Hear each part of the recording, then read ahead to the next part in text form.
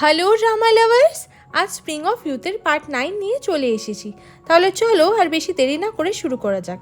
তো পার্টের শুরুতেই আমরা দেখি বমকে প্রোটেক্ট করার জন্য সাগে ইউনিভার্সিটিতে এসে বমকে চুপি চুপি ফলো করছে, কারণ যদি কেউ বমের পিছু করে তাহলে সাগে তাকে কুইকলি ধরে ফেলবে।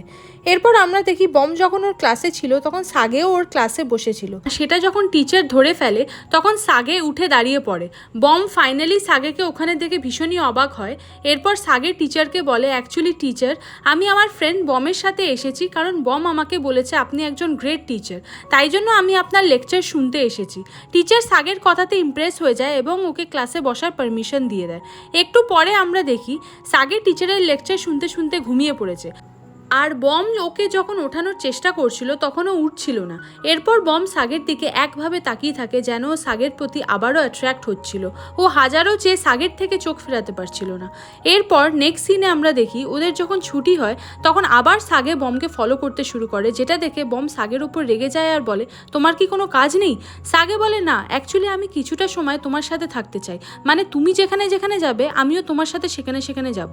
বম সাগেকে বলে, তুমি কি আমার সাথে ওয়াশরুমেও যাবে? সাগে বলে, না না, তুমি ওয়াশরুমে যাও, আমি এখানে তোমার জন্য ওয়েট করছি। এরপর সাগে বমের মাথায় হাত দেয়, যেটা বমের ভালো লাগে। এইদিকে সাগের ফোন কলস আসতে শুরু করে। সাগে বমকে বলে, দেখো আমিও খুব বিজি, ফাঁকা নেই। এরপর সাগে যখন ফোনে কথা বলছিল তখন বম চুপি চুপি ওখান থেকে পালিয়ে যায়। সাগে বমকে এদিক ওদিক খোঁজা স্টার্ট করে আর ভাবে, এখানেই তো ছিল, কোথায় গেল? এদিকে আমরা বমকেও দেখি ও লুকিয়ে সাগেকে দেখছে আর ভাবছে সাগে ওর অ্যাটেনশন পাওয়ার জন্য কত কি না করছে। এরপর বমের ওপর কিছু পাতা পড়তে শুরু করে। বম ভাবে এগুলো কোথা থেকে আসছে। এরপর বম নোটিস করে তেয়ং এই পাতাগুলো ওপর থেকে ফেলছে। তেয়ং বমকে দেখে হাই করে। এরপর বমও খুব খুশি হয়ে যায় এবং তেয়ংকে হাই বলে। বমকে আজ এত খুশি দেখে তেয়ংও খুব খুশি হয় আর বলে, 6 বছরে আজ প্রথমবার তোমাকে এত খুশি দেখছি। নেক্সট সিনে আমরা দেখি তেয়ংয়ের বাবা ওকে কল করছে, বাট তেয়ং কোনো আনসার করছে না। এরপর ওখানে আমরা মিস্টার চোকে দেখি। মিস্টার চোকে দেখে তেয়ংয়ের বাবা বলে, আপনি হঠাৎ এখানে কি মনে করে? মিস্টার চো বলে, তোমার কি মনে আছে সেই 6 বছর আগে ভয়ঙ্কর রাতের কথা, যেই দিন অ্যাক্সিডেন্ট হয়েছিল? এইসব শুনে তেয়ংয়ের বাবাও চিন্তায় পড়ে যায়। এরপর আমরা জানতে পারি যে সেই দিন রাতে আসলে হয়েছিলটা কি। অ্যাকচুয়ালি মিস্টার চো ভীষণভাবে ড্রাঙ্ক ছিল এবং কার ড্রাইভ করছিল। ঠিক তখন উনি একটা অন্য কারকে ধাক্কা মেরে দেয়। এই কারে আর কারণ না, বমের মা ছিল। বমের মা বড়সড় আঘাত পায় এবং হেল্পের জন্য বলতে থাকে মিস্টার চোকে যে আমাকে প্লিজ বাঁচান, কিন্তু মিস্টার চো খুব ঘাবড়ে গেছিল। এরপর মিস্টার চো এর কার থেকে আরেকজন নেমে আসে, যে ছিল তেয়ংয়ের বাবা। তেয়ংয়ের বাবা বমের মাকে দেখে এবং মিস্টার চোকে বলে, এই মহিলার সিচুয়েশন খুবই খারাপ, তাই উনি যদি হসপিটাল নিয়ে যেতে যেতেই মারা যায় তাহলে আমরা ফেঁসে যাব, আমাদের ক্যারিয়ার নষ্ট হয়ে যাবে। এই সব ভেবে ওরা বমের মাকে রাস্তায় ফেলেই বাড়ি ফিরে আসে। এইদিকে এইসব নিয়ে ওরা ভয় পাচ্ছে। তেয়ংয়ের বাবা মিস্টার চোকে বলে, ওই কেস তো এতদিনে বন্ধ হয়ে গেছে, তাহলে আপনি কেন এত ঘাবড়াচ্ছেন? মিস্টার চো বলে, কিন্তু একজন ওখানে ছিল যে সব জানে, সেই জন্য আমি ভয় পাচ্ছি। যেটা শুনে তেয়ংয়ের বাবাও এইবার ঘাবড়ে যায় আর বলে, কে এসে? নেক্সট সিনে আমরা সাগেকে দেখি ওর ব্যান্ড গ্রুপের সবাইকে জানায় একটা গুড নিউজ আছে। আমাদের ইউনিভার্সিটিতে ফেস্টিভ্যাল হবে, যেখানে আমরা পারফর্ম করার চান্সও পেয়ে গেছি, তাও আবার সবার আগে। সবার আগে চান্স পাওয়ার মানে তো তোমরা জানোই, আমরা হাইলাইট হয়ে যাব সবার আগেই। এটা শুনে বম, জিঙ্গু আর গিউরি খুব খুশি হয়ে যায় এবং প্ল্যানিং করতে শুরু করে ওরা কেমন মিউজিক প্রেজেন্ট করবে এবং কী ধরনের ড্রেস ওরা পরবে। এরপর সাগে বলে ওদের রক মিউজিক করা উচিত, যেটা শুনে গিউরি বলে, ওপ্পা তুমি একদম ঠিক বলেছো, তুমি সত্যিই গ্রেট ওপ্পা। কিন্তু তেয়ং পেছন থেকে এসে বলে, ওটা ইউনিভার্সিটি ফেস্টিভ্যাল, তোমার কোনো কনসার্ট না যে সেখানে আমরা রক মিউজিক গাইবো। এখানে সাগে একটু খচে যায় তেয়ংয়ের উপর। এরপর ওদের দুজনের মধ্যে ঝামেলা লেগে যায়। সাগে তেয়ংকে বলে, আমি সাগে আর আমি টিম লিডারও, তাই আমি যেমনটা চাইবো সেটাই হবে। তেয়ং বলে, প্রথম থেকেই আমি ব্যান্ডের লিডার ছিলাম, তাই আমি যেমন বলবো তেমনটাই হবে, আমি তোমার ভরসায় সব কিছু ছেড়ে দিতে পারবো না।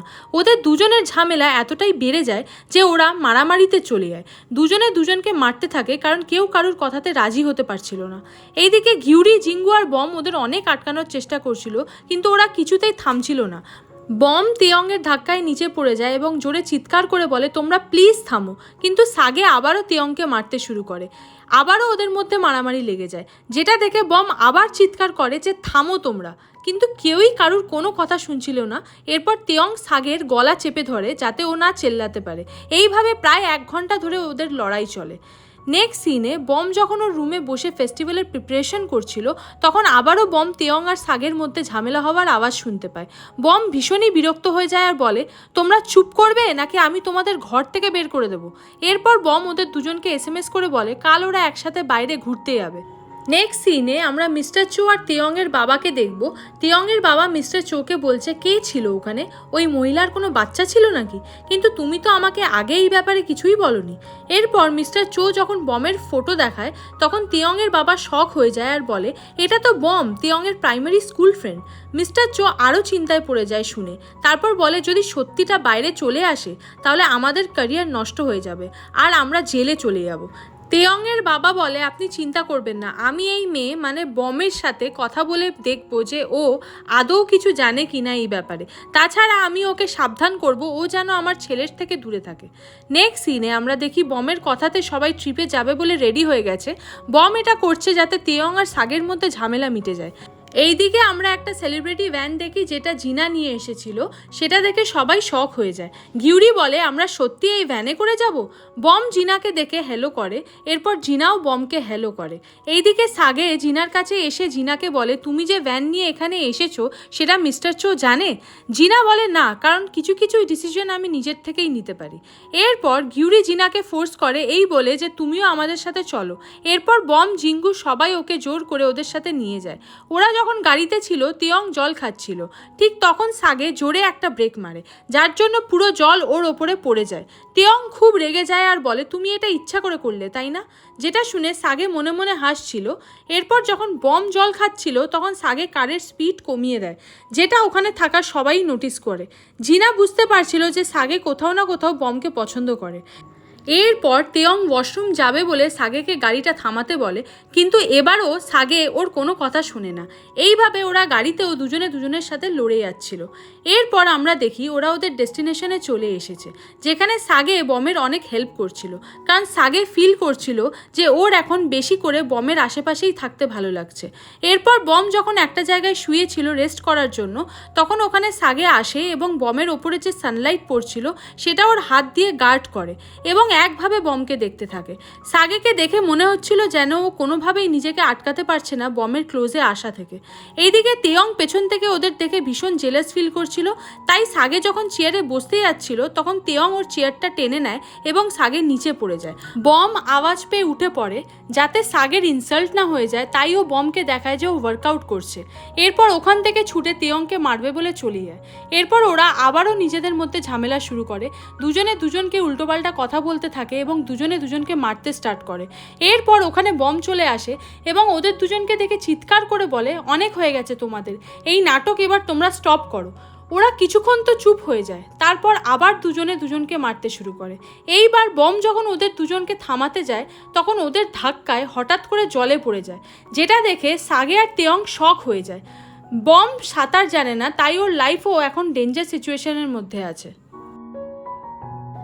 সো হাই ড্রামা লাভার্স, এখানেই এই পার্টটি শেষ হলো। গাইস প্লিজ চ্যানেলটিকে সাবস্ক্রাইব করে সাপোর্ট করো, বিকজ তোমাদের সাপোর্টের ভীষণই প্রয়োজন আমার এই ছোট্ট চ্যানেলটার। তো নেক্সট পার্টের নোটিফিকেশন পেতে সাবস্ক্রাইব করে রেখো প্লিজ। দেখা হচ্ছে নেক্সট একটা পার্ট নিয়ে। বাই।